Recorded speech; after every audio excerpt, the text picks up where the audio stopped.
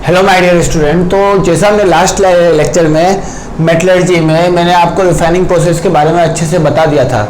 Now आज हम metal का एक्सट्रैक्शन सीख के हम इस चैप्टर को फिनिश करेंगे। देन आफ्टर आप लोगों को रिवीजन लेक्चर मिलने स्टार्ट हो जाएंगे, ठीक है।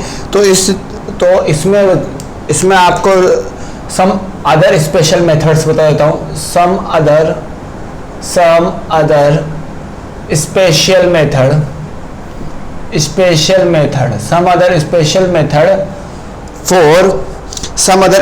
Method of metallurgy.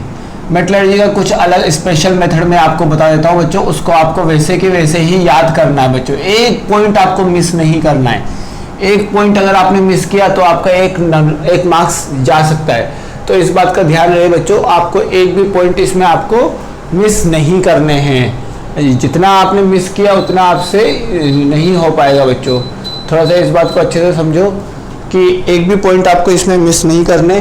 तो सबसे पहला है देखो हम क्या करते हैं, आप लोग यहाँ पर रोस्टेड और कैल्सिनेटेड ओर को समझना ध्यान से। रोस्टेड और कैल्सिनेटेड ओर, उसके अंदर ऑक्सीजन प्रेजेंट होता है, ऑक्साइड होता है। अब ऑक्साइड का रिएक्शन, अब जो रोस्टेड और कैल्सिनेटेड ओर के बाद हम कुछ एक्स्ट्रा अलग से एडिशनल मेथड का करते हैं यूज फॉर मेटलर्जी। तो उसमें आप लोगों का कौन कौन सा मेथड आता है वो मैं बता रहा हूँ। सबसे पहला है आपका पायरोमेटलर्जी।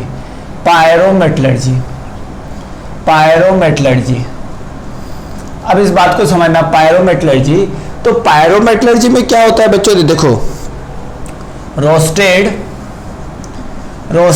एंड कैल्सिनेटेड ओर को, रोस्टेड और कैल्सिनेटेड ओर को हम क्या करेंगे बच्चों, यहां पर रिड्यूस करेंगे। क्या करेंगे, रिड्यूस्ड करेंगे। रोस्टेड और कैल्सिनेटेड ओर को हम रिड्यूस करेंगे। किससे करेंगे, बाय रिड्यूसिंग एजेंट, या फिर हम क्या करेंगे, या फिर कुछ अलग से मेथड के साथ करेंगे। मेथड के साथ हम इसको रिड्यूस करेंगे, ठीक है, या फिर कुछ अलग से मेथड के साथ हम इसको यूज करेंगे, ठीक है। तो रिड्यूस करने के बाद हमको क्या मिल जाएगा बेटा, डिफरेंट यहाँ पर डिफरेंट आपके और डिफरेंट नेम ऑफ और के मेटल मिल जाएंगे। डिफरेंट नेम के और के मेटल मिल जाएंगे, ठीक है। इस तरीके से हम करते बच्चों। तो सबसे पहले हम पायरोमेटलर्जी में सबसे पहला हम पढ़ते यहाँ पर रिडक्शन बाय कार्बन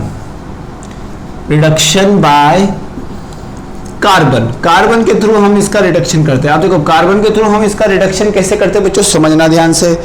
तो मेटल ऑक्साइड से हम क्या ऑब्टेन करेंगे, मेटल ऑक्साइड से हम यहाँ पर क्या ऑब्टेन करेंगे बच्चों, मेटल ऑब्टेन करेंगे। मेटल ऑक्साइड से हम यहाँ पर क्या ऑब्टेन करेंगे बच्चों, मेटल ऑब्टेन करेंगे।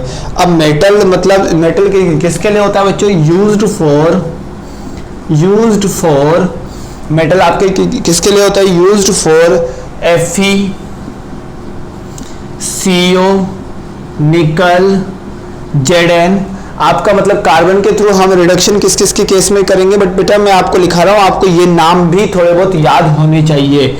ये नाम आपसे पूछ लेता है, ठीक है। तो देखो अब क्या करेंगे, रोस्टेड और कैल्सिनेशन कराने के बाद मुझे इसके ऑक्साइड मिल जाएंगे। मुझे इसके क्या मिल जाएंगे बेटा, ऑक्साइड। तो इसके ऑक्साइड को देखो Zn को अगर मैंने कार्बन डाला मतलब कार्बन डालने के बाद मुझे क्या मिल जाएगा, Zn प्लस CO मिल जाएगा। ये अलग से मेथड है अच्छा सा, ठीक है। नेक्स्ट अगर मैं बोलना चाहूं कि मुझे अगर यहाँ पर PbO2 मिल गया, PB का मेरे पास मतलब मेरे पास लेड का ओर है, लेड के ओर में अगर मैंने कार्बन मिला दिया, लेड के ओर में मैंने कार्बन मिला दिया तो मुझे लेड और CO2 मिल जाएगा। देखो ये तो पहला मेथड है जहां से मैंने सीधा ही मेटल एक्सट्रैक्ट कर लिया। अगला मेथड मैं आपको बताता हूं बच्चों। देखो इसी में अभी पहला ही चल रहा है पायरोमेटलर्जी। इसी में अगला मेथड एल्यूमिनोथर्माइट प्रोसेस, ठीक है। यहां पर बी लिख देता हूं, एल्यूमिनोथर्माइट प्रोसेस। आपका एल्यूमिनोथर्माइट प्रोसेस आपका होता क्या है बच्चों, आप लोगों को खुद से समझना है कि एल्यूमिनियम थर्माइट प्रोसेस आप लोगों का होता क्या है। इसको थोड़ा सा अच्छे से समझो बच्चों आप लोग। काफी इजी कंसेप्ट है। अब देखो एल्यूमिनोथर्माइड प्रोसेस में क्या होगा बच्चों, मेटल ऑक्साइड को हम किसके, मेटल ऑक्साइड को सिमिलर है, कोई ज्यादा अंतर नहीं है। मेटल ऑक्साइड को हम एल्यूमिनियम के प्रेजेंस में रिड्यूस करेंगे और यहां पर आपको मेटल मिल जाएगा, that is called aluminothermic process. These are the generally use for Fe and chromium. ये आपका जनरली किसके लिए होता है बच्चों, जनरली ये आपका किसके लिए यूज होगा, जनरली ये आपका होगा यूज फॉर Fe और generally use for Fe and chromium. तो यहां पर भी यूज फॉर Fe, कोबाल्ट, निकल, क्रोमियम, हाँ Fe, कोबाल्ट, निकल और क्रोमियम, और साथ में Mn और Mn भी लिख सकते हैं, मैग्नीज, ठीक है। तो ये एल्यूमिनोथर्माइड प्रोसेस में इनका यूज होता है। अब एक एक करके समझते हैं कि जैसे अगर मैंने Fe2O3 की रिएक्शन Al के साथ करा दिया तो यहां पर क्या बनेगा बच्चों, यहां पर बनेगा आपका Fe प्लस Al2O3 और क्रोमियम में क्या होगा Cr2O3 प्लस एल्यूमिनियम मिला दिया तो यहां पर क्या बनेगा Cr प्लस Al2O3 ये बनेगा, ठीक है। तो यहां पर फिर से मुझे मेटल मिल गया। नेक्स्ट मैं यहां पर बात करना चाहता हूं अगला प्रोसीजर का। देखो यहां पर C आपका होगा ऑटो रिडक्शन या फिर सेल्फ रिडक्शन, ठीक है। C आपका होगा ऑटो रिडक्शन या फिर आपका होगा सेल्फ रिडक्शन,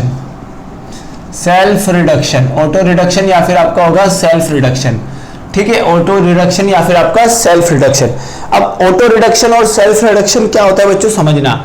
ऑटो रिडक्शन या फिर आपके सेल्फ रिडक्शन में आपको इसमें बोलता है कि जो आपके मेटल ऑक्साइड होते हैं, मेटल ऑक्साइड आपके रिड्यूस होंगे उसी जैसे मैंने बात किया यहाँ पर, ये मेरे पास मेटल ऑक्साइड है, मेटल ऑक्साइड आपका रिड्यूस होगा उसी मेटल का कोई भी सॉल्ट, मेटल सिमिलर होंगे, उसी मेटल का कोई भी सॉल्ट के थ्रू रिड्यूस होगा और आपका क्या निकालेगा बच्चों, मेटल निकाल देगा, ठीक है। समझना ध्यान से एक और बार, जो आपका मेटल ऑक्साइड है उसी मेटल का कोई भी सॉल्ट हो जाएगा, उसी मेटल का कोई भी सॉल्ट आपका हो सकता है, उसी मेटल का आपका कोई भी सॉल्ट होगा। सॉल्ट बोलने की वजह बच्चों आप लोग इसको बोलो कंपाउंड आपका अच्छा टर्म है।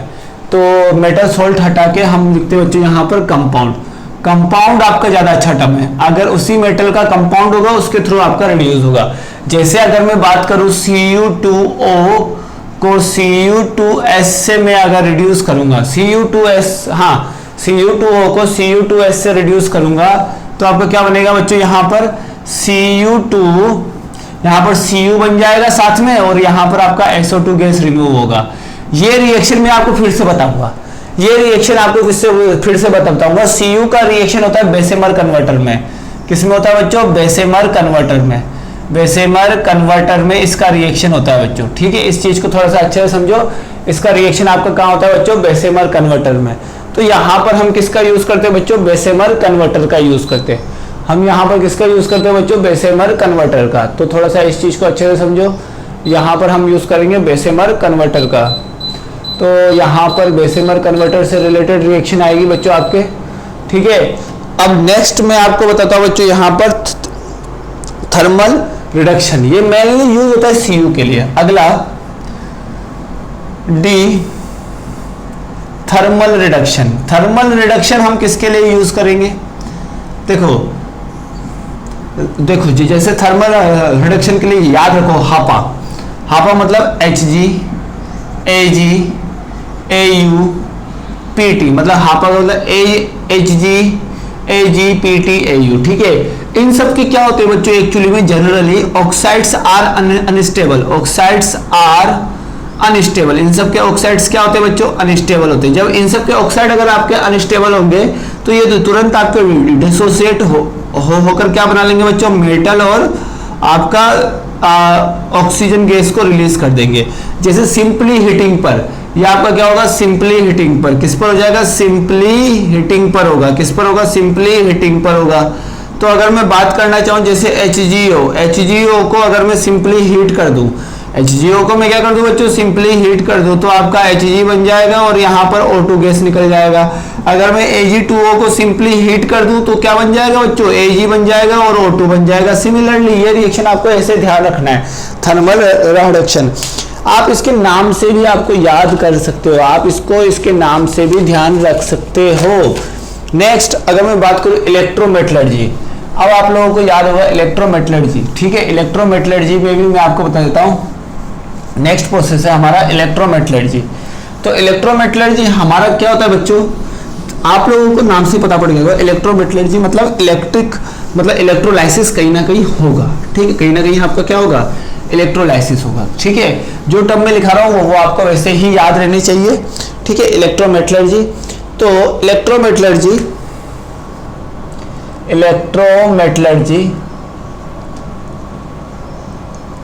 अब देखो इलेक्ट्रोमेटलर्जी एक्चुअली में आपका होता क्या है बच्चों, इस बात को ध्यान से समझना है कि जो आपका फर्स्ट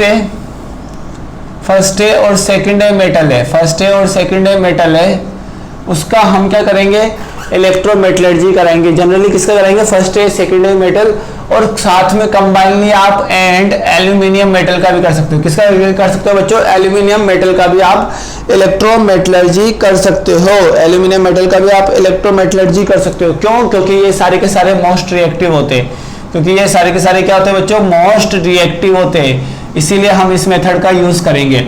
मतलब इलेक्ट्रोमेटलर्जी आपके उस मेथड में काम आती है जहां पर आपके मोस्ट रिएक्टिव मेटल होंगे, ठीक है। काफी इंटरेस्टिंग है। अब देखो इसमें क्या होगा, अब देखो ये आपका क्यों इसमें दिक्कत है, इसमें हम सीधा किसी ना किसी का, देखो इसमें भी तो हम कोई ना कोई एजेंट लेकर रिड्यूस करा सकते हैं। तो जनरली मोस्ट रिएक्टिव मेटल अच्छा रिड्यूसिंग एजेंट होता है। मेटल जो कि आपके मोस्ट रिएक्टिव होते हैं, वो खुद में क्या होते हैं, गुड रिड्यूसिंग एजेंट। जो मेटल होते हैं वो खुद में क्या होते हैं बच्चों, काफी अच्छे रिड्यूसिंग एजेंट होते हैं। तो अगर मैं इसका किसी भी मेटल के साथ, मतलब किसी भी रिड्यूसिंग एजेंट के साथ डालूंगा तो ये रिएक्शन नहीं होगा, क्योंकि ये खुद में ही पहले रिड्यूसिंग एजेंट है अच्छे। ये अगर मैं कोई और रिड्यूसिंग एजेंट डाल दूंगा तो रिएक्शन नहीं होगा। लेकिन अगर मैं in the case by the way मान लो कि अगर मैंने मेटल जो कि आपके मोस्ट रिएक्टिव है, इस बात को समझना बच्चों, काफी इंपॉर्टेंट बात है। मेटल जो कि आपके मोस्ट रिएक्टिव है उसका मैंने कार्बन के साथ करा दिया, तो चलो ठीक है, एक बार आपको मेटल मिल गया और CO2 मिल गया और साथ में कार्बन मिल गया, ठीक है, ये बात मैं मान लिया, ठीक है। लेकिन क्या होगा, तुरंत मेटल की रिएक्टिविटी ज्यादा होने की वजह से, ज्यादा होने की वजह से, रिएक्टिविटी हाई होने की वजह से ये मेटल तो तुरंत आपका कार्बन के साथ रिएक्ट करके क्या बनता है, कार्बन के साथ कंबाइन होके क्या बनने लगा, मेटल कार्बाइड। तो मुझको तो चाहिए था मेटल, मुझको क्या मिला, मेटल कार्बाइड मिला। तो ये पॉइंट यहां पर आपका प्रॉब्लम क्रिएट करेगा। देखो सबसे पहले पॉइंट समझो, मेटल मोस्ट रिएक्टिव होते, मेटल आपके कौन से, मोस्ट रिएक्टिव मेटल खुद में ही सबसे ज्यादा अच्छे रिड्यूसिंग एजेंट होंगे। अगर मैं इसको किसी रिड्यूसिंग एजेंट के साथ मिलाऊंगा तो क्या रिएक्शन होगी, नहीं होगी। लेकिन फिर भी अगर मैंने मेटल को, मोस्ट रिएक्टिव मेटल को कार्बन के साथ मिला दिया तो एक बार मान लो रिएक्शन हो गई कि मेटल CO2 और C बन गया, मान लो कि रिएक्शन हो गई। लेकिन ये मेटल की रिएक्टिविटी इतनी हाई होगी कि ये कार्बन के साथ में मिलकर तो तुरंत कार्बाइड बना लेगा। क्या मुझे मेटल ऑब्टेन हुआ? अगर मुझे मेटल ऑब्टेन ही नहीं हुआ तो ये वाले मेथड अप्लाई करने का क्या फायदा, मुझको तो मेटल ऑब्टेन करना था। देखो बेनिफिट जहां हो वही काम करते हैं हर जगह, ठीक है। तो आप देखते हैं बच्चों यहां पर इस मेथड में क्या करते हैं, Fe और स्टील का हम क्या लेते हैं, कैथोड लेते हैं। Fe और स्टील का हम क्या लेते हैं बच्चों, कैथोड लेते हैं। कैथोड हम किसका लेते हैं बच्चों, Fe और स्टील का लेते हैं, ठीक है। और कार्बन का हम क्या लेते हैं, एनोड लेते हैं। और कार्बन का हम क्या लेते हैं बच्चों, एनोड लेते हैं। ये बात ध्यान से समझना, कार्बन का हम क्या लेते हैं बच्चों, एनोड लेते हैं इस इलेक्ट्रोमेटलर्जी में। तो आप लोगों को समझ में आ गया होगा।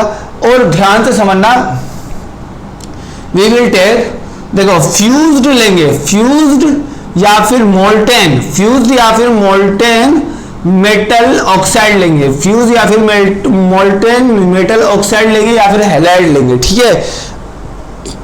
फ्यूज लेंगे या फिर मोल्टेन लेंगे, ठीक है। और हमारा कौन से फॉर्म में हो, सॉरी यहाँ पर और हमारा कौन से फॉर्म में होना चाहिए बच्चों, फ्यूज एंड मोल्टेन और होना चाहिए, ठीक है। किसके, फर्स्ट एंड सेकेंड ग्रुप या फिर एल्यूमिनियम के, ठीक है।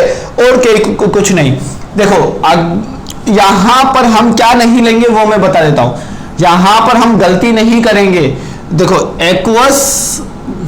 एक्वस सॉल्यूशन वाला और नहीं लेंगे, एक्वस सॉल्यूशन वाला और नहीं लेंगे।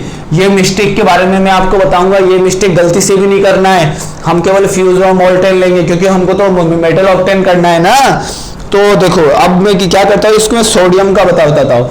जैसे ही सोडियम मैंने लिया, देखो in the case of sodium, in the case of sodium, ठीक है, in the case of sodium, अगर मैंने सोडियम के केस की बात की, किसके केस की बात की बच्चों, सोडियम के केस की, तो मैं सोडियम के केस में आपको समझाता हूं, ठीक है।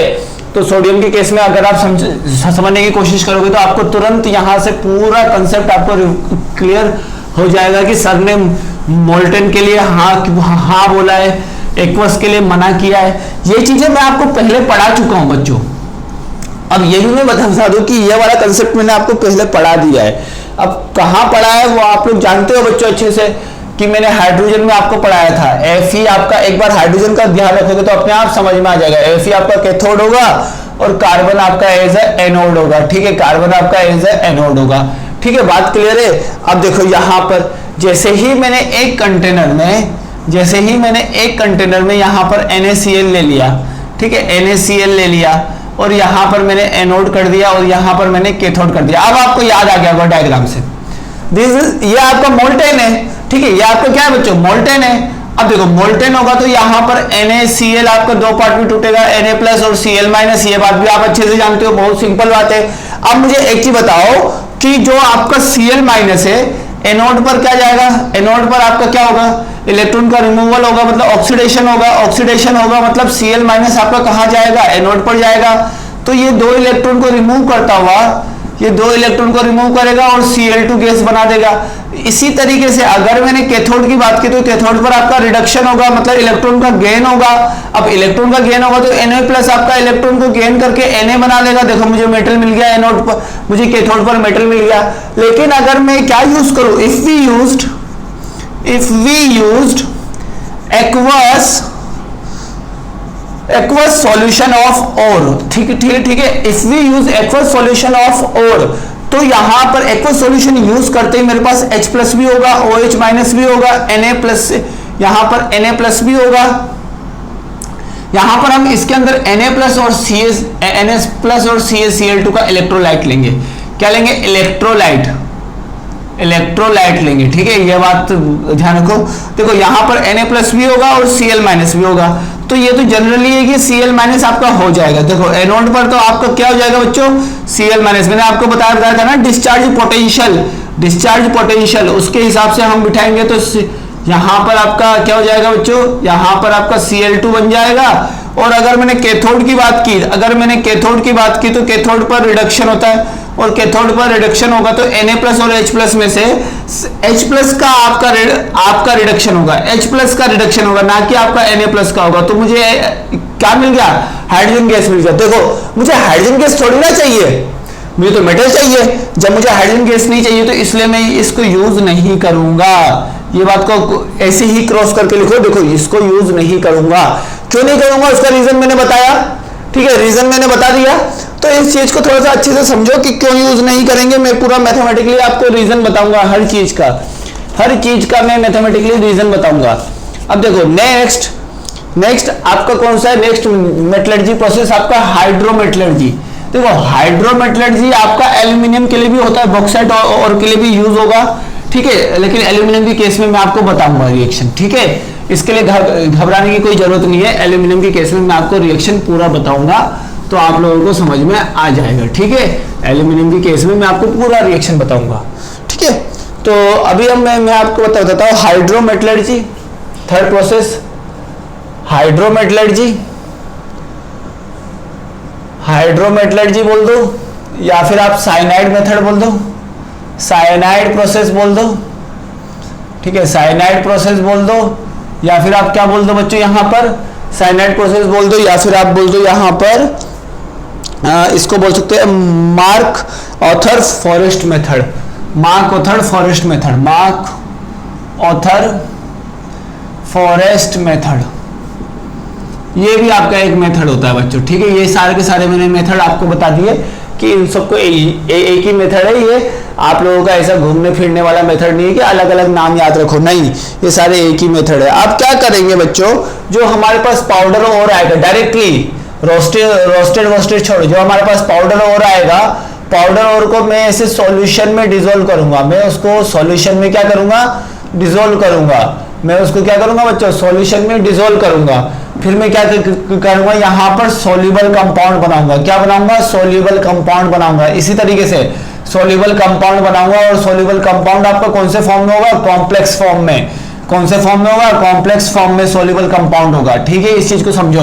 देन आफ्टर इसी यहां से जो आपको मिलेगा, यहां से जो आपका कॉम्प्लेक्स कंपाउंड मिलेगा, यहां से जो आपका कॉम्प्लेक्स कंपाउंड मिलेगा, ठीक है, पाउडर और को सॉल्यूशन के अंदर डिसॉल्व करके सॉल्युबल कंपाउंड बनाऊंगा, जो कि आपके कॉम्प्लेक्स फॉर्म में होगा, तो कॉम्प्लेक्स कंपाउंड बनेगा ये वाला। अब इस कॉम्प्लेक्स कंपाउंड में मैं highly reactive metal, highly reactive metal के साथ में क्या करा दूंगा बच्चों, डिस्प्लेसमेंट रिएक्शन।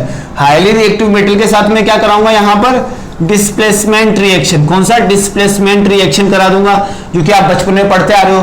तो हाईली रिएक्टिव मेटल के साथ जब मैं यहां पर डिस्प्लेसमेंट रिएक्शन करा दूंगा, तो इसी प्रोसेस को हम बोलेंगे हाइड्रोमेटलर्जी। अब हम एक एक करके समझते हैं कि कहां क्या होगा। ठीक है, एक एक करके मैं आपको बता देता हूं। जैसे मैंने Ag2S ले लिया, हॉर्न सिल्वर Ag2S मैंने ले लिया, इसकी रिएक्शन मैंने किसके साथ करा दी, NaCN के साथ। ठीक है, NaCN के साथ करा दी, तो आपका क्या बन गया, NaAgCN ट्वाइस बन जाएगा। देखो वही बोला, पाउडर और सॉल्यूशन के साथ में डिसॉल्व किया, कॉम्प्लेक्स कंपाउंड बन गया। अब इस कॉम्प्लेक्स कंपाउंड को हाईली रिएक्टिव मेटल के साथ, मतलब जिंक के साथ मैंने इसको रिएक्शन कराया, तो आपको क्या बन जाएगा, Na2ZnCN4, और यहां पर आपको कौन बाहर निकल जाएगा, Ag एज अ प्रेसिपिटेट बाहर निकल जाएगा।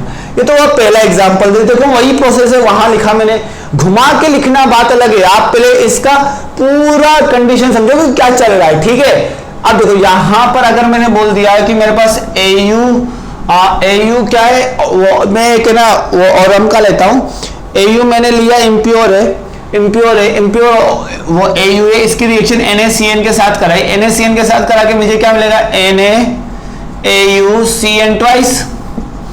फिर से मुझे कॉम्प्लेक्स कंपाउंड मिल गया, जो कि आपके सॉल्युबल होगा। ठीक है, सॉल्युबल होगा। देखो इसमें साथ में मैं H2O और O2 as a oxidiser use करूंगा। ठीक है, H2O और O2 as a oxidiser use करूंगा। ठीक है, नाउ अगर मैंने फिर इसकी रिएक्शन Zn के साथ करा दी, तो आपका क्या बन जाएगा, Na2ZnCN4, और साथ में आपका AU आपका एज अ प्रेसिपिटेट बाहर निकल जाएगा। तो ये जो मेथड है, ये आपके मेथड है, यही सिमिलर मेथड आपके एल्यूमिना के लिए भी फॉलो होता है। एल्यूमिनियम में भी आपका यही सिमिलर मेथड आप लोगों का फॉलो होता है।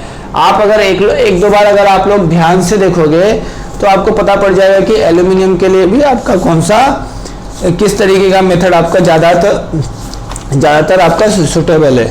तो इसको एक दो बार अगर आप देखोगे, तो आपको अच्छे से समझ में आएगा, इसमें कोई आपकी बड़ी बात नहीं है। ठीक है,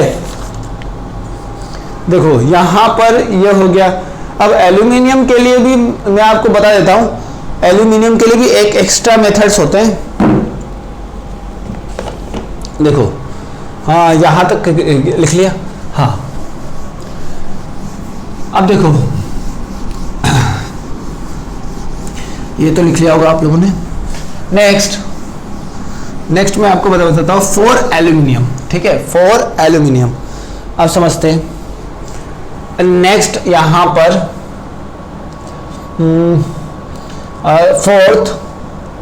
फोर्थ में आपको 3 टाइप में लिखाऊंगा। कितने टाइप में लिखाऊंगा बच्चों में, 3 टाइप में, 3 कॉलम में मैं आपको समझाऊंगा। ठीक है, 3 कॉलम में मैं आपको समझाऊंगा। यहाँ उसका पूरा किस तरीके से होगा, परफॉर्मा, देन आफ्टर साइड में रिएक्शन, यहाँ परफॉर्मा, यहाँ रिएक्शन, यहाँ परफॉर्मा, यहाँ रिएक्शन। ठीक है, तो सबसे पहले सरपेक मेथड। कौन सा, सरपेक मेथड। सरपेक मेथड, और भी मेथड है बच्चों, सरपेक मेथड मैंने आपको बताया ताकि आपको जल्दी याद हो जाएगा, ठीक है। सरपेक मेथड, सरपेक मेथड में आपका एल्यूमिना का होगा, किसका होगा, Al2O3 का होगा, और इसके साथ क्या होगा, SiO2 इंप्योरिटी प्रेजेंट होगी। क्या प्रेजेंट होगी, SiO2 इंप्योरिटी इसके अंदर प्रेजेंट होगी। इंप्योरिटी के बारे में ध्यान रखना, ठीक है। ये तो हो गया सरपेक के लिए। और बेयर के लिए अगर मैं बात करूं तो बेयर के लिए मैं अगर बात करूं, बेयर मेथड आपके सिलेबस में, ये आपके सिलेबस में, ये आपको एडवांस के लिए पढ़ना है, जेई के लिए आपको जो दो एक्स्ट्रा है वो आपको पढ़ना है। अब देखो बेयर मेथड में भी आपका क्या होगा बेटा बच्चों, एल्यूमिना होगा, और एल्यूमिना में आपका FeO की इंप्योरिटी होगी। यहाँ पर इंप्योरिटी है, ये आपकी क्या है बच्चों, इंप्योरिटी है, ठीक है। इस बात को ध्यान से समझो, इंप्योरिटी है बच्चों, ये आपके यहाँ पर भी आपका इंप्योरिटी है, ठीक है। इंपोर्टेंट नहीं, इंप्योरिटी, ठीक है। बेयर के बाद हम कौन सा मेथड होगा बच्चों, एक और मेथड होगा, देखो ध्यान से कि बेयर के बाद होगा बच्चों आपका हॉल मेथड। कौन सा, हॉल मेथड, हॉल मेथड में क्या होगा बच्चों, आपके यहाँ पर Al2O3 में दोनों की इंप्योरिटी होगी, SiO2 की भी होगी और FeO की भी होगी, दोनों इंप्योरिटी इसके अंदर प्रेजेंट होगी। देखो मैंने अलग अलग इंप्योरिटी वाइज बोल दिया। अगर SiO2 की इंप्योरिटी होगी तो इसको हम बोलेंगे व्हाइट बॉक्साइट। अगर आपकी इसकी होगी तो इसको हम क्या बोलेंगे, रेड बॉक्साइट। और इसको हम क्या बोलेंगे, इसको हम कुछ नहीं बोल सकते, इसमें हम वो बोलेंगे अगर FeO ज्यादा होगा तो वो रेड बॉक्साइट, अगर FeO कम होगा तो वो व्हाइट बॉक्साइट के टर्म में आपको मिल जाएगा, ठीक है। अब देखते एक एक करके। देखो सबसे पहले हमने क्या किया, Al2O3 को कार्बन और N2 के प्रेजेंस में रिएक्शन कराया, Al2O3 को किसके, कार्बन और N2 के प्रेजेंस में रिएक्शन कराया। तो यहां पर क्या हुआ, यहां पर एल्यूमिनियम नाइट्राइड बन गया। क्या बन गया, एल्यूमिनियम नाइट्राइड बन गया, और सी आपका ऑक्साइड के फॉर्म में बाहर निकल गया। सी आपका इसके ऑक्साइड को लेकर बाहर निकला और कार्बन एल्यूमिनियम के साथ जुड़ के एल्यूमिनियम नाइट्राइड बना लिया, ठीक है। सी आपका कार्बन मोनोऑक्साइड के फॉर्म में आपका बाहर चला गया। अब मेरे पास यहाँ पर क्या है बच्चों, एल्यूमिनियम नाइट्राइड है, और साथ में इसके पास इंप्योरिटी भी होगी, और इंप्योरिटी क्या है, SiO2। अब SiO2 इंप्योरिटी है तो SiO2 इंप्योरिटी की क्या करेगा, कार्बन के साथ और रिएक्ट करेगा। SiO2 इंप्योरिटी भी आपका कार्बन के साथ रिएक्ट करेगा। तो यहां पर बोल सकते हैं 2 मिनट, SiO2 इंप्योरिटी आपका कार्बन के साथ रिएक्ट करेगा। जब SiO2 इंप्योरिटी आपका कार्बन के साथ रिएक्ट करेगा तो सिलिकॉन आपका अलग हो जाएगा और साथ में कार्बन मोनोऑक्साइड, ठीक है। ये फिर से आपके अलग हो जाएंगे। 2 मिनट बच्चों, कार्बन मोनोऑक्साइड, तो इंप्योरिटी मेरी हट गई, ये मेरा काम हो गया। अब ये आपका क्या होगा, वोलेटाइल इन नेचर। क्या हो जाएगा, वोलेटाइल इन नेचर। इस चीज को थोड़ा ध्यान से समझो, सिलिकॉन इसमें क्या होगा, वोलेटाइल इन नेचर होगा। अब मैं क्या करूंगा, एल्यूमिनियम नाइट्राइड का जब भी, एल्यूमिनियम नाइट्राइड में मैं जब भी H2O मिलाऊंगा, तो आप लोग जानते हो नाइट्राइड आपने हमेशा क्या बनाएगा, अमोनिया बनाएगा, और साथ में एल्यूमिनियम का हाइड्रोक्साइड बना देगा, एल्यूमिनियम का हाइड्रोक्साइड बना देगा। अब इस एल्यूमिनियम के हाइड्रोक्साइड को मैं अगर गर्म करूंगा, एल्यूमिनियम के हाइड्रोक्साइड को मैं अगर हीट करूंगा तो फिर से मुझे एल्यूमिना में मिल जाएगा, फिर से मुझे एल्यूमिना में बन जाएगा और H2O। तो ये एल्यूमिना जो बनेगा ये आपका मतलब प्योर होगा। इसके अंदर SiO2 मैंने हटा दिया है, इसके अंदर SiO2 मैंने हटा दिया। स्पेशल मेथड बता रहा हूं बच्चों इसमें। तो देखो इसमें हम ऑक्साइड से हम इस तरीके से भी एक इंप्योरिटी को हटाते हैं, बस इस चीज को थोड़ा सा ध्यान से समझो। इसी तरीके से मैं अगर बात करूं Al2O3, देखो ये वाला मेथड आपके लिए सबसे ज्यादा इंपॉर्टेंट है। जो आपने पढ़ा था लीचिंग, ये लीचिंग का ही एक पार्ट है, ये आपका लीचिंग का ही एक पार्ट है। जैसे Al2O3 है, Al2O3 को मैंने NaOH के अंदर डिसॉल्व कर दिया। देखो NaOH के अंदर डिसॉल्व किया, डिसॉल्व करने से मुझे क्या मिल गया बच्चों, यहाँ पर Al2O3 सोडियम मेटा एल्यूमिनेट मिल जाएगा, ठीक है। और साथ में आपका हाइड्रोजन गैस का रिमूवल होगा, सोडियम मेटा एल्यूमिनेट मिल गया, साथ में मुझे यहाँ पर हाइड्रोजन गैस का रिमूवल हो गया। अब सोडियम मेटा एल्यूमिनेट आपका देखो H+ मतलब H+ के प्रेजेंस में क्या होता है बच्चों, ये एल्यूमिनियम हाइड्रोक्साइड बना लेगा, जो कि कौन से प्रेसिपिटेट होगा बच्चों, व्हाइट प्रेसिपिटेट का। अगर मैं इसको फिर मैं क्या करूंगा बच्चों, हीट करूंगा टेम्परेचर देके, तो आपका क्या बनेगा, आप लोग समझ सकते हो कि Al2O3 बन जाएगा। क्या बन जाएगा, Al2O3 बन जाएगा। ठीक है, Al2O3 आपका बन जाएगा। अब इसमें आप लोगों के मुद्दे की बात यह है कि आप पूछोगे सर मैंने NaOH का यूज क्यों किया, NaOH का मैंने यूज क्यों किया। ये क्या होता है, amphoteric in nature, amphoteric in nature, ये एम्फोटेरिक इन नेचर होता है। ठीक है, लेकिन जो यहां पर FeO होता है वो क्या होता है, basic in nature, basic in nature. अब ये आपका बेसिक इन नेचर होगा तो ये बेस के साथ तो रिएक्ट नहीं करेगा ना, इंप्योरिटी बेस के साथ रिएक्ट नहीं करेगी। मतलब FeO को आपका बेस होगा, अगर आपका NaOH भी बेस होगा तो रिएक्शन होगी नहीं होगी, तो रिएक्शन नहीं होगी तो अपने आप इंप्योरिटी के साथ तो कोई रिएक्शन नहीं होगी। किसके साथ हो रही है, इन सब के साथ हो रही है। तो पहले तो मैंने सोल्यूबल बनाया एसिड के प्रेजेंस में, यहाँ पर व्हाइट प्रेसिपिटेट मतलब इनसोल्यूबल कंपाउंड बनाया। अब इनसोल्यूबल को मैंने हीट किया, हीट करने के बाद मुझे क्या मिल गया बच्चों, एल्यूमिना मिल गया। तो इस चीज को थोड़ा सा अच्छे से समझो। अब देखो इस मेथड में मैं फिर से देखो, इस मेथड में कुछ चेंजेस नहीं है, बस एल्यूमिनियम ऑक्साइड को मैंने Na2CO3 के प्रेजेंस में मैंने मिलाया। तो फिर से मुझे क्या बन जाएगा बच्चों, NaLO2 बन गया। वापस से वही बनेगा NaLO2 और साथ में आपका क्या बन जाएगा, CO2। साथ में आपका क्या बन जाएगा बच्चों, CO2। अब इसी को मैंने H2O में डाला और H2O में डाला और किस में डाल दूं, H2O में, और साथ साथ मैं इसको डाल देता हूं H2O और CO2। ठीक है, H2O और CO2 में डाल दे वापस, तो यहां पर क्या बन जाएगा, एल्यूमिनियम हाइड्रोक्साइड। अब एल्यूमिनियम हाइड्रोक्साइड को फर्दर में क्या करूंगा, हीट करूंगा तो मुझे यहां पर एल्यूमिना मिल जाएगा। देखो एल्यूमिनियम हाइड्रोक्साइड CO2 के साथ एल्यूमिनियम हाइड्रोक्साइड बन जाएगा। लेकिन यहां पर आप लोगों को बाय प्रोडक्ट क्या बनेगा, देखो बचा क्या, NaCO2, तो NaCO2 का Na2CO3 वापस मिल जाएगा। ठीक है, तो हम इसका फर्दर यूज भी कर सकते हैं रिसाइकलिंग प्रोसेस में। तो इसमें आपको 3 मेथड याद रखने, सरपेक, बेयर, हॉल। ठीक है, सरपेक में क्या होगा, SiO2, S से SiO2। अगला ध्यान रखना, बेयर में FeO। आप इसी इंडेक्स के फॉर्म में इसको याद रखो ताकि आपको जल्दी से जल्दी याद हो जाए। काफी इजी कंसेप्ट है, 1-2 बार करोगे तो आपको समझ में आ जाएगा। ठीक है, जहां पर हीट आपका 300 डिग्री सेल्सियस है, इस चीज को ध्यान रखो, हीट आपका कितना है, 300 डिग्री सेल्सियस। तो ये तो था हमारा कुछ स्पेशल मेथड जो मैंने आपको बताया। और सेल्फ रिडक्शन मेथड आपका हमेशा होता है बेसिमल कन्वर्टर में। किसमें होता है बच्चों, बेसिमल कन्वर्टर में। जो मैं आप लोगों को यहाँ रब करते करते बोल रहा हूँ, उस चीजों को आप कई बार इंपॉर्टेंट होते हैं, वो सारे पॉइंट्स को आप लिखते भी जाओ साथ साथ। ठीक है, साथ साथ लिखते भी जाओ ताकि आपके लिए काफी ज्यादा बेनिफिशियल साबित हो जाए बच्चों वो सारे मेथड। अब हम देखते हैं बच्चों एक एक करके। अगला method amalgamation method, 5th amalgamation method. Amalgamation method मतलब क्या बनेगा, अमलगम बनेगा। क्या बनेगा बच्चों, सीधा सीधा अमलगम बनेगा। अब देखो हाइड्रोमेटलर्जी हम किसके लिए करेंगे यूज, वो Ag, Hg, नोबल मेटल या फिर रेयर अर्थ मेटल।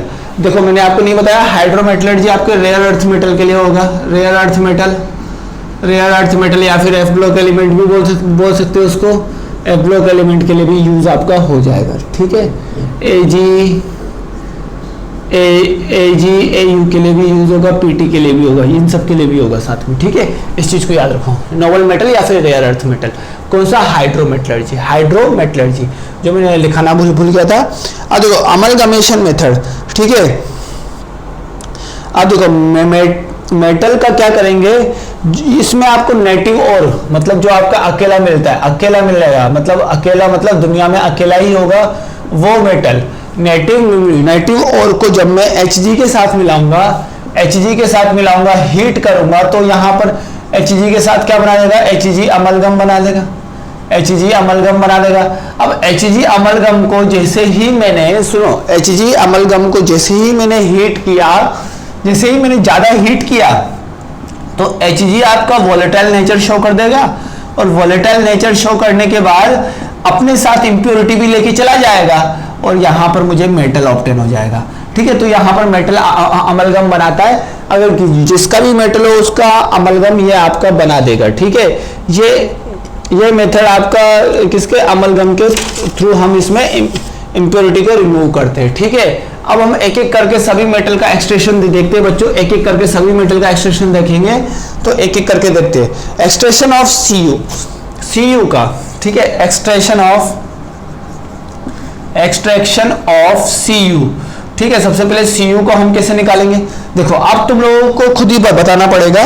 जैसे मैंने और लिया, और तो आप लोग जानते हो कौन कौन से होते हैं, तो और मैंने यहां पर लिया CuFeS, कॉपर पायराइट, ठीक है। अब देखो कॉपर पायराइट, इसको क्रशिंग ग्राइंडिंग वो तो मैं बोलूंगा नहीं, ठीक है।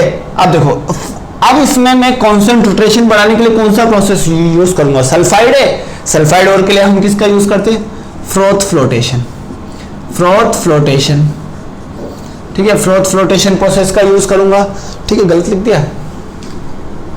लिख दिया क्या, देखो फ्रोथ फ्लोटेशन प्रोसेस का मैं यूज करूंगा।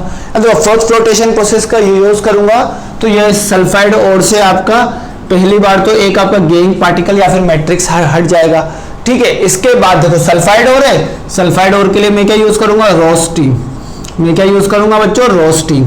अब रोस्टिंग में क्या होगा बच्चों, रोस्टिंग में आपका सल्फाइड और से SO2 बाहर निकलेगा, SO2 बाहर निकलेगा, क्या क्या बनेगा देखो, एक तो आपका CuO बन जाएगा, एक आपका FeO बन जाएगा, आपको ऐसा दिख रहा होगा।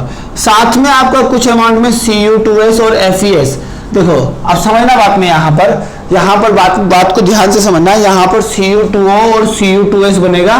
अब ध्यान से समझना, Cu2S आपका ज्यादा बनेगा और ये आपका ज्यादा बनेगा। रीजन इज दैट कि कॉपर का ऑक्सीजन के साथ एफिनिटी कम होता है, copper has a less affinity toward oxygen, यहां पर देता हूं, कॉपर हैज लेस एफिनिटी, इस स्टेटमेंट को ध्यान रखना, less affinity toward oxygen, copper का ऑक्सीजन के साथ लेस एफिनिटी होता है, इसलिए इसे कम अमाउंट में बनेगा, Cu2S आपका ज्यादा अमाउंट में बनेगा। वैसे रोस्टिंग के बाद तो ऑक्साइड बनता है, बनना चाहिए आप लोगों का, लेकिन यहाँ पर एफिनिटी कम होती है, लेकिन यहाँ पर FeO ज्यादा बनेगा ना, FeO में तो सिंपल है, लेकिन Cu का क्या होता है, सल्फाइड के साथ लेस, Cu का ऑक्साइड के साथ आपका लेस एफिनिटी होने की वजह से ऐसा होता है। देन आफ्टर हम इसका क्या कराएंगे बच्चों, स्मेल्टिंग। अब स्मेल्टिंग कराएंगे तो स्मेल्टिंग में क्या बनेगा बच्चों, Cu2O, Cu2S, Cu2O, Cu2S और आपका FeS, और आपका क्या बन जाएगा, FeS। अब FeS आपका स्मॉल अमाउंट में बनेगा, ये तो आपका बन गया स्मॉल अमाउंट में, और साथ में आप लोग पूछो, अब स्मेल्टिंग कराते वक्त यहाँ पर FeS है, FeO है, तो यहाँ पर मैं क्या मिलाऊंगा, एज अ फ्लक्स SiO2, तो FeO SiO2, देखो ये एसिडिक है, ये बेसिक है, मिलके क्या बना देगा, FeSiO3 आपका क्या बना देगा, स्लैग, तो ये तो हटा दिया मैंने। अब इसी को हम क्या बोलते हैं, मैट, इसी को हम क्या बोलते हैं, मैट, कॉपर मैट, ठीक है, इसी को हम क्या बोलते हैं, मैट। अब यहां पर कुछ अमाउंट में Cu2S भी होगा, Cu2O भी होगा, ये सब होगा। अब इसको हम लेके जाएंगे बेसेमर कन्वर्टर में, किसमें, बेसेमर कन्वर्टर, और मैं अभी बताया था कि सेल्फ रिडक्शन कहां होता है, बेसेमर कन्वर्टर, तो यहां पर आपका क्या होगा, सेल्फ रिडक्शन या फिर ऑटो रिडक्शन, ठीक है। अब देखो यहां पर सबसे पहले आपका क्या होगा, इस यहां पर FeS है, FeS में क्या होगा, FeS का रिडक्शन कराएंगे तो FeS O2 के साथ रिएक्शन करके क्या हो जाएगा बच्चों, सबसे पहले FeO और SO2 बन जाएगा, ठीक है, ये बात तो ध्यान रखो, FeO और क्या बन जाएगा बच्चों, आपका SO2, ठीक है। अब देखो यहां पर इसके अंदर कौन कौन सी प्रोसेस हुई मैं आपको बताता था, जैसे FeO है SiO2 के साथ रिएक्शन करके आपका स्लैग का फॉर्मेशन कर दिया, FeSiO3, इसके अंदर कौन कौन से प्रोसेस हुए, ठीक है, ये आगे आपका क्या बन गया बच्चों, यहाँ पर स्लैग फॉर्मेशन हो गया। अब नाउ क्या होगा कि Cu2S जो बनेगा, Cu2S की रिएक्शन जब मैं O2 के साथ कराऊंगा तो Cu2O बनेगा, लेकिन ये क्या कंप्लीट होगा, ये यहां पर आपका पार्शियली होगा रिएक्शन, पार्शियली होगा, पार्शियली आपका ऑक्सीडेशन होगा, कंप्लीट नहीं होगा। तो इसमें मुझे क्या करना पड़ेगा, अभी बताया था Cu2O, ये पूरी तरीके से कंप्लीट नहीं होगा, तो इसमें कुछ अमाउंट में Cu2S होगा। अब ये Cu2S के साथ रिएक्ट करके आपका कॉपर और SO2 बना देगा, कॉपर और SO2 बना देगा। अब जो यहां पर कॉपर बना वो आपका क्या होता है, 98% प्योर होता है, क्या होता है 98% प्योर, 98% प्योर कॉपर बनेगा, जो कि आपका क्या होता है ब्लिस्टर कॉपर। ब्लिस्टर का मतलब आप समझते हो, ब्लिस्टर कॉपर, ब्लिस्टर का मतलब आपको मैंने आयरन लगा दिया, आप लोग है ना आयरन कर रहे हो, मतलब आप लोग क्लॉथ को आयरन कर रहे हो, क्लॉथ को आयरन करते करते अगर आपका आयरन गिर गया आपके स्किन पे तो क्या हो जाता है, स्किन फूल जाता है। उसी तरीके से ब्लिस्टर होता है, उसी तरीके से होता है। और ब्लिस्टर किसकी वजह से आता है बच्चों, यहाँ पर SO2 की वजह से। किसकी वजह से आता है, SO2 गैस की वजह से। ये क्वेश्चन अक्सर पूछ लिया जाता है। तो यहां से हम 98% प्योर मेटल पे ऑब्टेन करते हैं। और देखो 100% प्योर मेटल ऑब्टेन करना आपके लिए इम्पॉसिबल है, सबके लिए इम्पॉसिबल है, तो इस चीज को ध्यान रखो, ठीक है। अब देखो यहां पर देखो किस तरीके से हुआ, यहां से मैंने प्रोसेस बताया आपको, यहां से बेसिमर कन्वर्टर के अंदर ही सारा प्रोसेस हुआ। देखो यहां से यहां तक का प्रोसेस, यहां से यहां तक का प्रोसेस पूरा बेसिमर कन्वर्टर के अंदर हुआ। तो देखो स्मेल्टिंग भी मैंने बेसिमर कन्वर्टर के अंदर कराया, FeSO2 के साथ रिएक्शन कराया तो ऐसे बन गया, फिर आपका SiO3 बन गया, slag formation, then after O2 के साथ रिएक्शन हुआ तो पार्शियली ऑक्सीडेशन होगा, ये कंप्लीट नहीं बनेगा, ये आपका सेल्फ रिडक्शन कर जाएगा, सेल्फ रिडक्शन कर जाएगा। तो ऐसा सेल्फ रिडक्शन भी मैंने बताया है, फ्लक्स के बारे में भी मैंने बताया है। आप पीछे नोटबुक को पलट के देखो, आपको एक ही बार में क्वेश्चन पॉइंट सारे समझ में आ जाएंगे, ठीक है।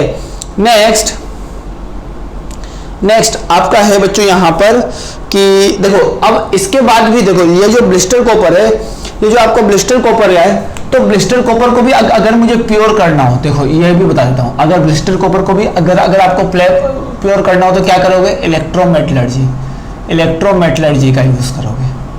इलेक्ट्रोमेटलर्जी बताया मैंने लास्ट लेक्चर में कल के। तो इलेक्ट्रोमेटलर्जी मतलब refining method, electro refining, electrometallurgy नहीं, यहाँ पर कर दो इलेक्ट्रो रिफाइनिंग मेथड से हम क्या करेंगे, प्योर भी ऑब्टेन करने की और कोशिश करेंगे, ठीक है। तो इस तरीके से हमारा हो जाएगा, जिसमें मैंने आपको बताया था कि आपका इम्प्योर का एनोड बनता है और प्योर का कैथोड बनता है। तो ये तो था हमारा कॉपर के लिए मेथड। तो आप लोग अगर अच्छे से समझोगे, एक एक लाइन को समझो, जो जो मैंने प्रोसेस बताए वही प्रोसेस को मैंने इसमें बताए हैं। इसमें रिएक्शन आपको बहुत कम पूछा जाएगा, आपसे सबसे ज्यादा पूछा जाएगा कौन सा मेथड किसके लिए यूज करें, ठीक है। तो आप देखते हैं बच्चों यहाँ पर नेक्स्ट आपका है बच्चों Fe का एक्सट्रेशन ऑफ Fe। अब देखो Fe का एक्सट्रेशन हम कैसे करेंगे बच्चों, Fe का एक्सट्रेशन करने के लिए सबसे पहले पाउडर और लिया, ठीक है, पाउडर और लिया तो प्रोसेस क्या होगा, सबसे पहले हेमेटाइट लिया Fe2O3। अब देखो इसका मैं क्या करूंगा, इसका सबसे पहले मैं ग्रेविटी सेपरेशन करूंगा, ग्रेविटी कॉन्सेंट्रेशन मेथड के लिए ग्रेविटी सेपरेशन मेथड करूंगा। उसके बाद या फिर मैं करूंगा मैग्नेटिक सेपरेशन, ठीक है। ये आपका मैं पैरामैग्नेटिक कैरेक्टर का होता है ना, तो इसलिए मैग्नेटिक सेपरेशन का भी यूज करूंगा। सबसे पहले मैं इसको ग्रेविटी सेपरेशन से फिर मैं मैग्नेटिक सेपरेशन पर लेके जाऊंगा, ठीक है। दोनों मुझे करने पड़ेंगे, दोनों ही मुझे करने पड़ेंगे। देन आफ्टर मुझे क्या मिल जाएगा, Fe2O3। अब देखो Fe2O3 मतलब देखो 3 का मतलब देखो 3 को देखो Fe2O3 का 3 को अगर आप ऐसे करोगे मतलब 90 डिग्री से घुमाओगे तो ऐसे बनेगा, इसका मतलब मैग्नेटाइट, ठीक है। और जो Fe इसके अलावा जो होगा ऑक्साइड कौन सा Fe3O4, उसको हम क्या बोल देंगे, हेमेटाइट। इस तरीके से याद रखो, ठीक है, इस तरीके से इसको याद रखो, ठीक है। तो अभी हम कौन से और की बात कर रहे हैं, मैग्नेटाइट की बात कर रहे हैं। तो ठीक है Fe2O3 मिल गया। अब Fe2O3 ऑक्साइड है, तो अगर मैं इसको रोस्टिंग कैल्सिनेशन भी करा दूं या फिर रोस्टिंग करा दूं, इसको रोस्टिंग ही, इसको क्या करेंगे, ऑक्साइड है ना, ऑक्साइड का तो हम कैल्सिनेशन कराएंगे। क्या कराएंगे, कैल्सिनेशन। इसका मैंने कैल्सिनेशन करा दिया तो यहाँ पर क्या बन जाएगा, Fe2O3 ये बन गया, Fe2O3 में कन्वर्ट हो गया। अब देखो रोस्टिंग में इसके अंदर जरूरी थोड़ा ना ये मिलेगा। मैंने आपको बताया था रोस्टिंग का एक पॉइंट कि लोअर ऑक्साइड को हायर ऑक्साइड में कन्वर्ट करने वाला रोस्टिंग ही होता है। तो इसके अंदर जो लोअर ऑक्साइड होंगे उसको किसके थ्रू कन्वर्ट करोगे बच्चों, आप रोस्टिंग के थ्रू। आपको दिखेगा कैल्सिनेशन, लेकिन कैल्सिनेशन नहीं है, रोस्टिंग के थ्रू कन्वर्ट होगा। आप समझ में आया? मैंने गलत पहले बताया, देन आफ्टर सही बताया। तो कैल्सिनेशन नहीं, इसके अंदर कुछ लोअर ऑक्साइड भी होंगे, तो लोअर ऑक्साइड को रोस्ट करके मैं हायर ऑक्साइड, आप पढ़ो रोस्टिंग के मैंने 4 5 6 जब मैंने कैल्सिनेशन और रोस्टिंग बताया था उसमें 4 5 6 नंबर पे मैंने जो रिएक्शन लिखाई थी उसको एक बार देखोगे तो आपको पक्का समझ में आ जाएगा। ठीक है, अब स्मेल्टिंग, अब नेक्स्ट प्रोसेस क्या है बच्चों? स्मेल्टिंग। स्मेल्टिंग हम किस में करेंगे? स्मेल्टिंग हम करेंगे ब्लास्ट फर्नेस। ब्लास्ट फर्नेस सबके लिए तो वही लेंगे, कॉमन ही है। हम क्या करेंगे? Blast furnace. अब ब्लास्ट फर्नेस में स्मेल्टिंग कराएंगे। अब देखो स्मेल्टिंग कैसे कराते हैं? Fe2O3 plus reducing agent plus flux, इस सबको हम क्या बोलते हैं बच्चों? चार्ज। इसको हम क्या बोलते हैं? चार्ज। ये आपका 8 में लूंगा, ये 4 अमाउंट में रिड्यूसिंग एजेंट और 1 अमाउंट में फ्लक्स लूंगा। तो इस तरीके से आपका होगा, आपका क्या मतलब, आपका ये चार्ज बन जाएगा। ठीक है, अब इस चार्ज को कैसे कन्वर्ट करेंगे? देखो ये मैं बना रहा हूं कुछ, ठीक है, यहां से आपका मोल्टन मेटल निकाल लेंगे। ठीक है, सही है। और यहां से आपका क्या करना है? यहां से आपको स्लैग बाहर निकालना है। ठीक है, देखते जाओ बच्चों, बस यहाँ पर 3-4 लेयर में होता है। ये आपका इस तरीके से आपका ब्लास्ट फर्नेस होगा, आप बुक में भी देख सकते हो, 3-4 लेयर में होगा। ठीक है, सबसे नीचे वाला सबसे हीटेड जोन होगा 2000 डिग्री सेल्सियस, 2000 डिग्री सेल्सियस। ऊपर वाला इससे ज़्यादा, इससे कम होगा 1200 to 1500, 1200 to 1500। ऊपर वाला इससे कम होगा, क्या होगा? 800 to 1200, 800 to 1200। और इसके ऊपर होगा 500 to 800। तो ये होगा। अब इन सब का अलग अलग नाम है, इन सब का अलग अलग नाम है, अलग अलग टेम्परेचर पे अलग अलग काम होता है। ठीक है, अलग अलग टेम्परेचर पे अलग अलग काम होता है। ठीक है, इसको हम बोलते हैं, इस साइड वाले को zone of combustion, zone of combustion, zone of combustion बोलेंगे। इसको हम क्या बोलेंगे? इसको हम यहां पर बोलेंगे जोन ऑफ फ्यूजन। इसको हम क्या बोलेंगे? Zone of fusion. अब क्यों बोलेंगे वो मैं बताता हूं, जोन ऑफ फ्यूजन। ठीक है, इसको हम क्या बोलेंगे? जोन ऑफ स्लैग फॉर्मेशन भी बोल सकते हैं। इसको हम क्या बोल सकते हैं? जोन ऑफ स्लैग फॉर्मेशन भी बोल सकते हैं, या फिर यहां पर बोल सकते हैं जोन ऑफ एब्जॉर्प्शन, एब्जॉर्प्शन या फिर स्लैग फॉर्मेशन भी बोल सकते हैं। ठीक है, एब्जॉर्प्शन या फिर यहां पर स्लैग फॉर्मेशन, इसको बोल सकते हैं zone of oxidation, zone of इसमें स्मेल्टिंग में रिडक्शन होगा, हाँ, जोन ऑफ रिडक्शन। इसको क्या बोलेंगे? Zone of reduction. तो अलग अलग जोन का अलग अलग काम होता है। अब मैं जोन वाइज आपको काम बताता हूं। सबसे पहले जोन ऑफ कंबंशन की बात करता हूं। अब कंबंशन जोन में क्या होगा बच्चों? कंबंशन जोन में आप लोग जानते हो कि रिड्यूसिंग एजेंट हम इसके अंदर क्या मिलाएंगे? Carbon as a coke, carbon मिलाएंगे, जो कि आपके कैल्शियम फॉर्म में होगा बच्चों, आपके कॉक के फॉर्म में प्रेजेंट होगा। उसको हम एज अ रिड्यूसिंग एजेंट में मिलाने वाला हूं। अब यहां पर मैंने reducing agent as a coke मैंने कार्बन मिला दिया है।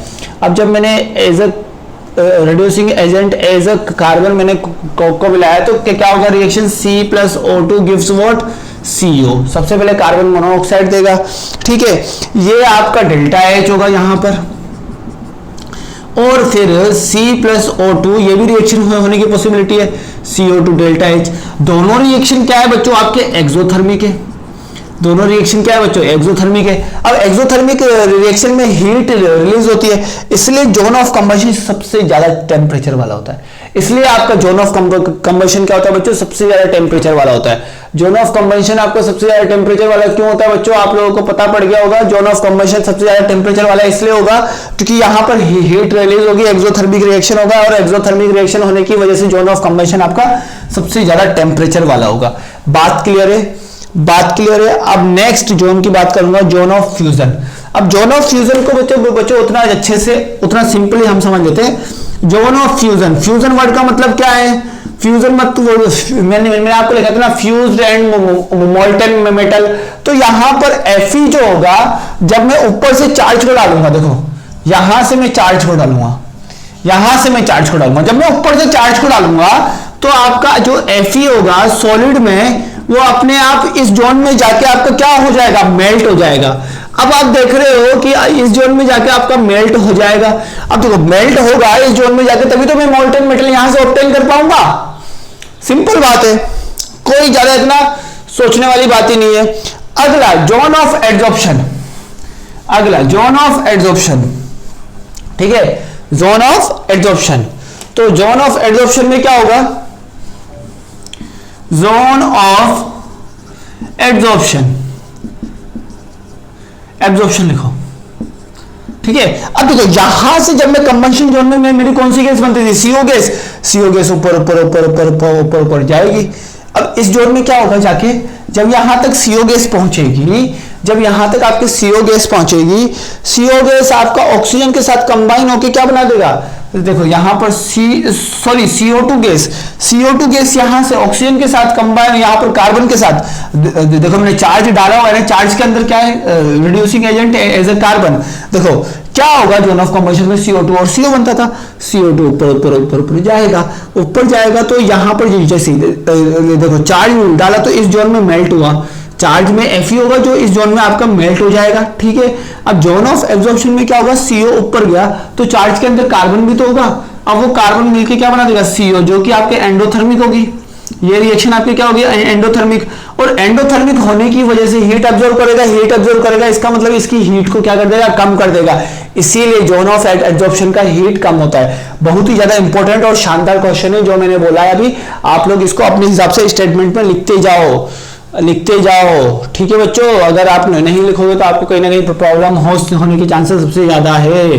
अब देखो zone of reduction, zone of reduction क्या होता है बच्चों, यहां पर रिडक्शन ही होगा।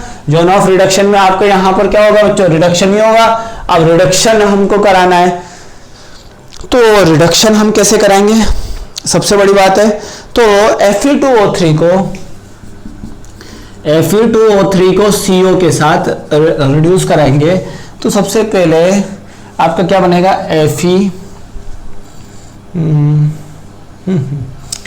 Fe3O4 CO2, एक एक स्टेप वाइज इसका मतलब ऑक्साइड लोअर ऑक्साइड में कन्वर्ट होगा, एक एक स्टेप में। देखो Fe3O4 जब आपका CO के साथ रिएक्शन करेगा तो FeO बनाएगा और साथ में CO2 बनाएगा। अब एक और स्टेप आएगा लोअर में, अब मुझे मेटल ही ऑब्टेन होगा, CO के साथ रिएक्शन करेगा तो Fe और CO2 बना देगा। तो इस तरीके से आपका रिडक्शन होगा। रिडक्शन में एक एक लोअर स्टेप होगा। अब रिडक्शन में एक एक ही, इसके अंदर अगर आपका सिलिका की इंप्योरिटी होगी, इसके अंदर मैंने फ्लक्स क्या डालूंगा, CaCO3, क्योंकि जो इसके अंदर होती है, इसके अंदर आपकी इंप्योरिटी कौन सी होती है बच्चों, सिलिका की।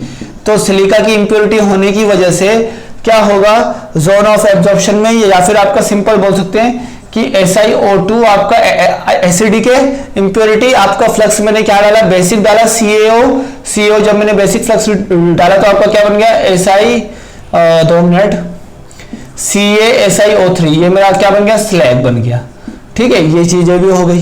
तो देखो धीरे धीरे ये जैसे आपको सारे जोन के रिएक्शन याद होने चाहिए, ये काफी इंपॉर्टेंट है। ये आपके एनसीईआरटी में भी गिवन है, तो आपको एनसीईआरटी का डायग्राम याद करोगे तो आपको बहुत अच्छे से समझ में तो नहीं आएगा, तो यही डायग्राम के थ्रू आप याद करो। यहाँ से हम चार्ज देंगे, यहाँ से हम क्या देंगे, चार्ज देंगे, ठीक है बच्चों। तो ये तो था आपका मेथड किसका बच्चों, फेरस का और आयरन को एक्सट्रैक्ट करने का। अब ये तो मैंने आपको मेथड बता दिया। अब ये मैं हटा रहा हूं केवल और केवल मैंने स्मेल्टिंग प्रोसेस को हटा रहा हूं। आप लोग इसको समझ लेना, स्मेल्टिंग प्रोसेस को ही मैं हटा रहा हूं, ठीक है। किसको हटा रहा हूं बच्चों, मैं स्मेल्टिंग प्रोसेस को। मैंने सब कुछ इसके अंदर बता दिया, सब कुछ। आप लोगों को एक दो बार अगर आप लोग पढ़ोगे तो आप लोगों को याद हो जाएगा, ठीक है। देखो अब मैंने स्मेल्टिंग प्रोसेस बता दिया। अब स्मेल्टिंग प्रोसेस से जो यहां पर जो आपका मेल्टेड आयरन मिलेगा, मेल्ट फॉर्म में मिलेगा, उसको क्या होगा बच्चों, वो आयरन मिलेगा, वो क्या है, फालतू का आयरन। इसको हम बोलते हैं पिग आयरन। ये किसी काम का नहीं होता, ठीक है, पिग आयरन होता है। अब पिग आयरन को फिर मुझे कौन सा आयरन में कन्वर्ट करना है, कास्ट आयरन में। किस में कन्वर्ट करना है, कास्ट आयरन में। अब देखो कास्ट आयरन में मैं इसको कैसे कन्वर्ट करूंगा बच्चों, कास्ट आयरन में क्या करूंगा, स्क्रैप आयरन, मतलब आयरन के जो स्क्रैप पार्ट होंगे, स्क्रैप आयरन मतलब जो फालतू के आयरन होंगे स्क्रैप वाले, वो आयरन और साथ में मैंने कॉक मिला दिया, तो यहां पर ये तो तुरंत आपका किस में कन्वर्ट होगा बच्चों, कास्ट आयरन में। किस में कन्वर्ट होगा, कास्ट आयरन में, और इसके बाद कास्ट आयरन में, और साथ में मैं इसको क्या करूंगा, यहीं पर मेल्ट भी करूंगा। यहां पर मैं इसको क्या कर दूंगा, मेल्ट कर दूंगा, सॉरी मेल्ट करूंगा। मेल्ट करने के बाद आपका जो मिलेगा वो 98% प्योर मिलेगा कास्ट आयरन, आपका 97, ठीक है। और ये आपका कास्ट आयरन मिलेगा, इसके अंदर 3% बाई वेट कार्बन इंप्योरिटी होगी, 3% बाई वेट आपका कार्बन एज ए इंप्योरिटी होगा, ठीक है। ये बात को ध्यान से समझो। देन आफ्टर अभी भी मुझे प्योर नहीं मिला है, अब मैं क्या करूंगा, इस कास्ट आयरन को रोट आयरन में मुझे कन्वर्ट करना है। कास्ट आयरन को मुझे कौन सा आयरन में कन्वर्ट करना है, रोट आयरन में, ठीक है। अब रोट आयरन में कैसे कन्वर्ट करूंगा, देखो यहां पर कास्ट आयरन को रोट आयरन में कन्वर्ट करने के लिए मुझे क्या करना पड़ेगा। अब देखो यहां पर मैं एक और चीज आपको बताना चाहता हूं कि ये जो फिनोमिना होता है पिग आयरन से कास्ट आयरन का, वो एक्चुअली आपका रिवर्बरेटरी फर्नेस में होता है, रिवर्बरेटरी फर्नेस में होगा, रिवर्बरेटरी फर्नेस में होगा, रिवर्बरेटरी फर्नेस में होगा। अब जब ये फिनोमिना आपका रिवर्बरेटरी फर्नेस में होगा, जो कि land with Fe2O3, land with Fe2O3 और उसके अंदर कार्बन होगा, ठीक है, कार्बन मिलाया था ना। अब देखो क्या होगा इसके अंदर रिएक्शन, में आपको बता देता हूं। इसके अंदर रिएक्शन जो आपकी होने वाली है वो मैं बता रहा हूं पिग आयरन से कास्ट आयरन के बीच, बच्चों ध्यान से समझना। तो यहां पर Fe2O3 कार्बन के साथ रिएक्ट करेगा तो Fe बना लेगा और साथ में CO2। तो यहां पर Fe फिर से मिल गया, जो कि आपका कास्ट आयरन वाला है। ये आपको कौन सा वाला है, कास्ट आयरन वाला है। इस चीज को ध्यान से समझो, ठीक है। अब कास्ट आयरन से, नीचे तो लिख ही नहीं पाऊंगा आप। अब देखो कास्ट आयरन से मुझे रोट आयरन बनाना है। कौन सा आयरन बनाना है, रोट आयरन बनाना है। अब रोट आयरन के लिए क्या करूंगा बच्चों, अगर देखो अभी भी पूरी इंप्योरिटी नहीं हटी है, इसके अंदर कार्बन और भी कार्बन, सल्फर, फास्फोरस कुछ भी हो सकता है इंप्योरिटी, ठीक है। इस इंप्योरिटी को हटाने के लिए मैं CaO का यूज करूंगा।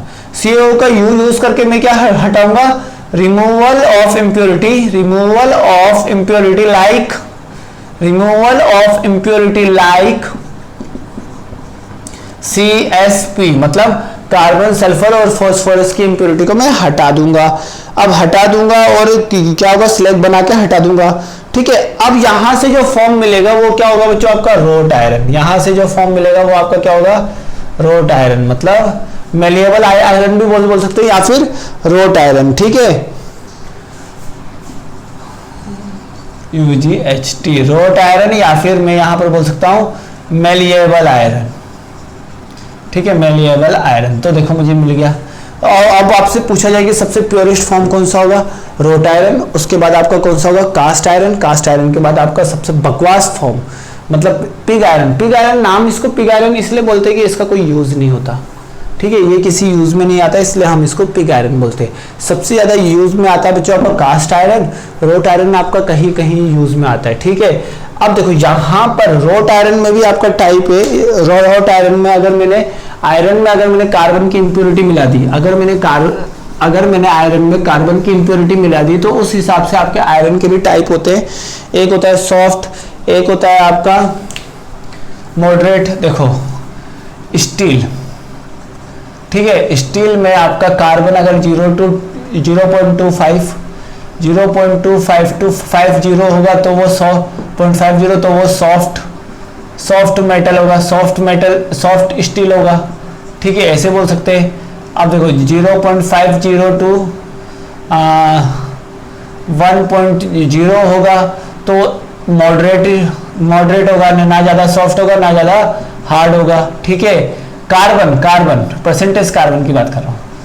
अगर मैंने बोल दिया कि 0.1 से लेके 1.25 तक होगा तो वो आपका हार्ड स्टील होगा। कौन सा होगा, हार्ड स्टील। ये बात को ध्यान रखो, ठीक है। ये आपका कुछ पॉइंट से, तो इसको थोड़ा सा ध्यान रखो। केवल और केवल आपको ध्यान रखना है 0.25 से 1.25 इसी के बीच वेरिएशन लाना है। सबसे कम में होगा सॉफ्ट, फिर होगा मॉडरेट, फिर होगा हार्ड, ठीक है। इस तरीके से हम इसको अच्छे से समझ सकते हैं बच्चों। अब देखो यहाँ पर जो आपको रोट आयरन मिलेगा, this is a most purest form, और इसमें क्या होगा बच्चों 0.25% कार्बन होगा। वो बोल सकते हैं ये आपका सॉफ्ट आयरन, सॉफ्ट आयरन में ही कन्वर्ट होगा। ठीक है, ये हो गया बच्चों आप लोगों का Fe का एक्सप्रेशन, जो कि काफ़ी सिंपल था। तो अभी हमारे पास बचा है Cu का एक और एल्यूमिनियम और जिंक का, वो मैं आपको नेक्स्ट लेक्चर में बताता हूँ। ठीक है, थोड़ा सा इसको देख लीजिए आप लोग। आई होप कि आप लोगों को बहुत अच्छे से समझ में आ गया होगा। So thanks for watching this.